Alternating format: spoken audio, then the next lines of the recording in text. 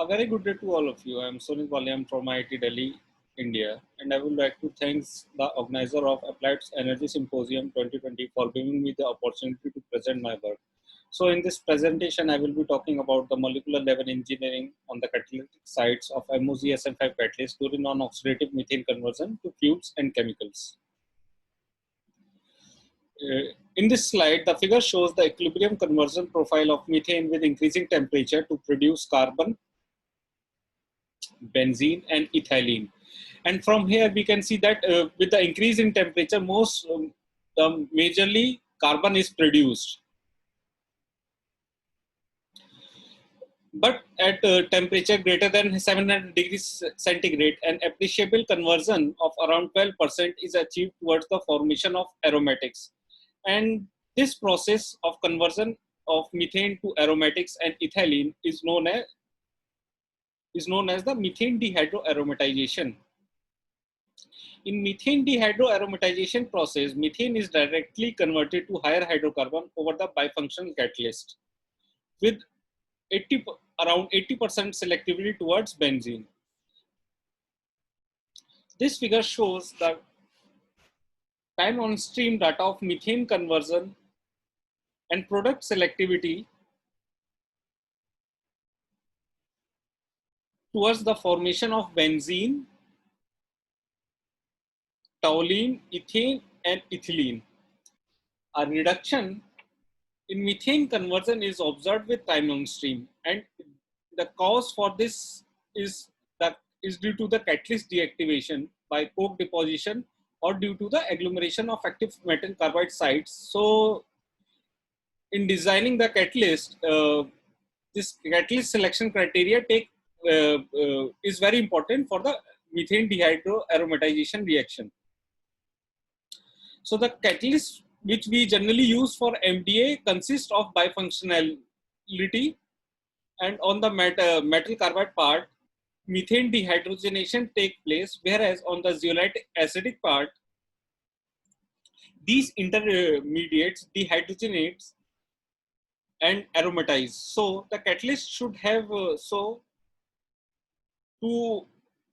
for the proper functioning of the catalyst should have high crystallinity, porosity for the diffusion of the products, high thermal stability as the reaction takes place above 650 degrees centigrade, and should have the acidic sites for aromatization. In this presentation, I will be focusing on the molybdenum carbide species. The slide shows the moly oxide interaction with the acidic sites of zeolite and its anchoring after the calcination. This figure shows the evolution of highly dispersed species on MOGSM5 catalyst. Molybdenum oxide species form after thermal treatment and calcination undergoes subsequent thermochemical treatment under the flow of hydrogen and hydrocarbons to change or to convert this moly oxide into moly carbide species which are anchored on the MOGSM or which are anchored on the zeolite. But when these active sites upon prolonged treatment these tend to migrate to the external silica sites of the zeolite, which is a major cause of the catalyst deactivation or the low activity of the catalyst. A study published in Science Journal in 2015 by Gao and co-worker have stated that what they have stated that the energy barrier of CH bond activation is 140 kilojoule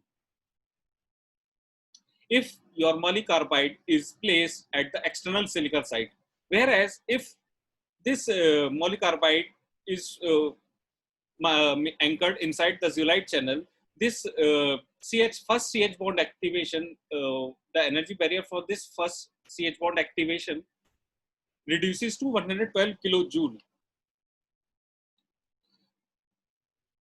So we have checked the effect of different carburizing agent on the stability and the evolution of carbide species in this work.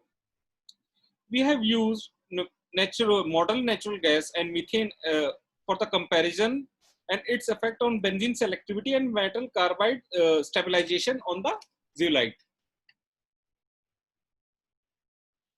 This figure shows the TGA profile of the carburized catalyst, and the catalyst which we have carburized through the methane is CAT1, or the nomenclature is CAT1, whereas in which we have carburized with natural gas, modern natural gas, we have nomenclature that catalyst as CAT2. This figure shows the TGA profile of the carburized catalyst,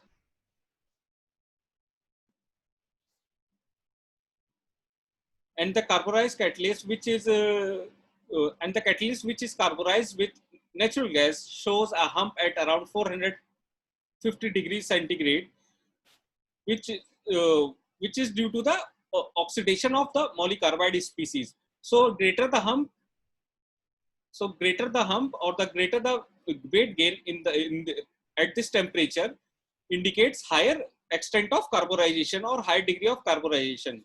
So from here we can see that this catalyst 2 which is carburized with natural gas has higher degree of carburization. The figure shows the XPS analysis of the carburized catalyst, and the peak at 228 electron volt binding energy is an indication of polycarbide species. And it is clearly visible from the from this XPS analysis that more amount of polycarbide is formed when we have used modern natural gas. Uh, The figure shows the catalyst activity test at 700 degrees centigrade and 1200 ml per gram GHSV of CH4 at the inlet. The figure shows a comparison between the methane conversion and a steady state conversion of around 9% is observed with time on stream. The benzene formation rate is high for natural gas carburized with almost 1.6 times as that of methane carburized at 120-minute time on stream. High selectivity with time on stream for the natural gas treated catalyst suggests that a more stable and low coke formation is formed with time on stream when we have carburized our catalyst using the natural gas.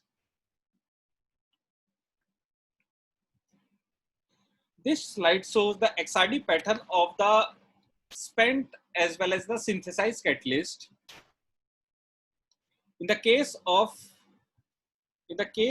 catalyst 1, which is methane carburized, a reduction in the intensity is observed after 5-hour time on stream, which points towards the agglomeration as well as the sintering of our catalyst, and a suppression at 46 to theta, or the doublet peak at 46 to theta indicates a high coke accumulation, whereas the crystallinity of the catalyst 2 after the reaction is retained. This slide shows the Raman spectra of catalyst. High intensity ratio of ID by Ig about 1.3 of spent catalyst 1 indicates high degree of graphitization. Which can cause difficult regeneration of our catalyst. 27 AL mass NMR of the synthesized catalyst is of the spent catalyst is performed, and the figure shows a significant decrease in the intensity and the broadening of spectra for catalyst 1, which is due to the severe coking with time of stream over the catalyst 1. The graph shows the TGA spectra of the spent catalyst, and lower coke is deposited during the reaction for catalyst 2. So from here we can say that catalyst 2 can be easily regenerated and reused for the another cycles for MDA reaction. So in the summary of the study, I would like to say that extent of carburization greatly affects the catalyst stability for MDA reaction, and use of natural gas increases the amount of polycarbide over the catalyst, which results in high catalyst activities with low coke formation and high benzene formation over the catalyst. At the last, I would like to thank my supervisors at IIT Delhi, Professor K.K. Pant and Professor M. Ali Haider for providing me the opportunity to carry out this work. And I would like to thank Dr. Tuhin and Saurabh Mishra for, and I would also like to thank my colleagues at INCRE Lab and REC Lab at IIT Delhi and GAIL for funding this project. Thank you.